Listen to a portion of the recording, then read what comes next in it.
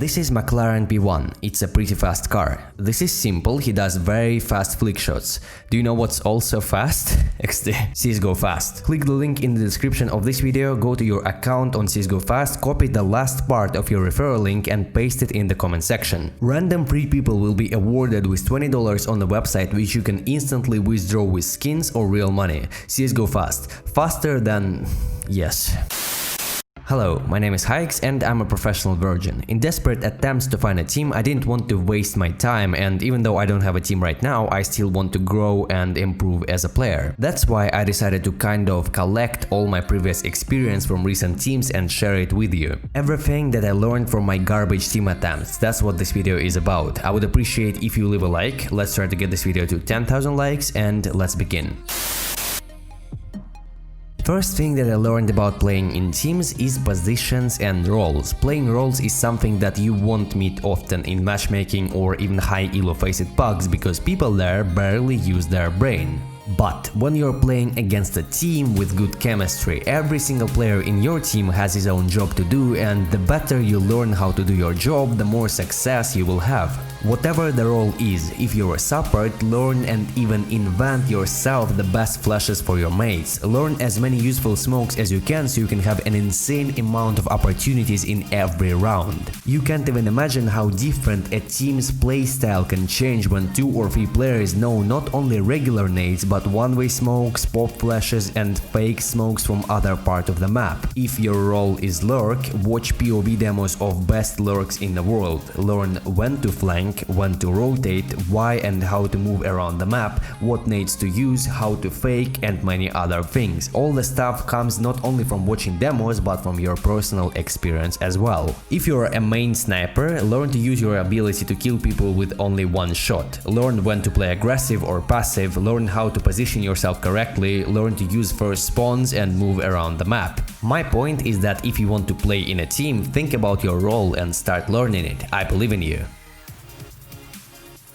To dominate on the pro scene, you need to have a really strong mindset and work ethic. How many teams are there in the world? Hundreds of thousands, right? And how many teams are in top of HLTV list? 30. And I'm pretty sure most of you know only like half of them because other half haven't showed themselves decent on big tournaments yet. Why is that? Because out of all these hundreds of thousands players, only small percentage is truly motivated to work. You have to understand that playing in a team is same as going into professional sport or even working on normal job. You have to put a lot of hours daily into this process in order to improve. And the main problem with all the teams that I had is that every single time I was the only motivated person, the only one who believed in progress and success. More than 100 people from my team attempts left the team after like a week of failure and tough losses. So be really careful about people around you because if you don't have the same spirit and mentality, it's never gonna work. I always had a really high passion for this game, which has positive and negative aspects, but I'd rather have crazy people with insane motivation with me instead of calm casuals. This knowledge I share with you, and let's move forward. Also, I wanted to mention that there is a €100 Steam wallet giveaway. All the information you will find in the description of this video. That's what a lot of MM and PUG players have a trouble with, because each side in CS has a defensive and offensive phase. Terrorists before planting the bomb were in offensive phase, but after the plant the roles switch. So just like T's had to use their nades for tactical advantage to get on the side, you have to learn your nades to retake the side and defuse the bomb. Two most important nades that could save you in retakes are Molly and Smoke. Those nades always have to be saved by rotation players. You gotta learn lineups for the specific positions in the afterplant situations, and as I said earlier, the more retake nades you know, the easier it will be to retake the site. For example, these nades that I want to show you on Mirage and Overpass. This is just a small example, but it will make the game so much easier for you.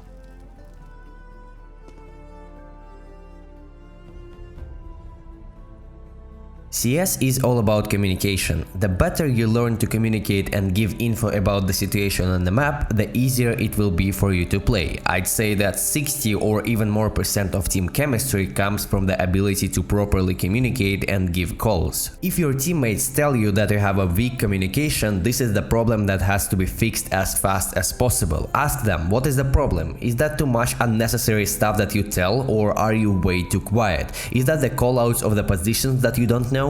Figure out what's wrong and fix that as fast as you can. But if it's not you who has the communication problem, help your teammates, because you can't even imagine how cleaner your games will become after fixing this issue. If there are a few players in a team, or even all of you who have the communication problems, I will give you a small drill that a player from a tier 3 team told me. Go on a deathmatch server, all 5 of you, and just play DM with TeamSpeak, but give your teammates all the callouts about all the enemies that you see. Try to do it as clean as possible and at the same time focus on info of others.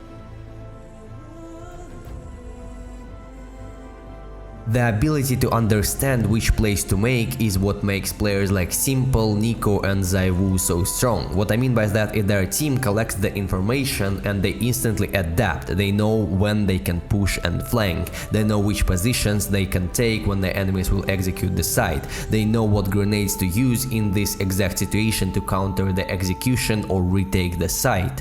All of that comes from personal experience and thousands of hours of gameplay. If all what you played is bugs or matchmaking, switching to competitive Team CS will open a new world for you, because all of your experience till that moment was nothing. If you want to learn this ability, my best advice would be watching at least one POV demo of player who plays your position per day. Learn how he moves around the map according to given information and use this in your own games. And instead of blindly copying the playstyle, you can experiment and add creativity to create your own playstyle, and there is a chance that with time people will start watching your demos and learn your moves. This so far were my best tips that could help you to improve as a player in Team CS. If you have something else to add, please write that down in the comment section. Also, I want to remind you that I started streaming pretty often. We grind solo queue road to global in non-prime untrusted. So please follow my Twitch, the link you can see on your screen and in the description. And for people who ask for my settings, the Discord link with all of my updated settings is also in the description and in the comment section. I really appreciate you watching. Virgin Lord out.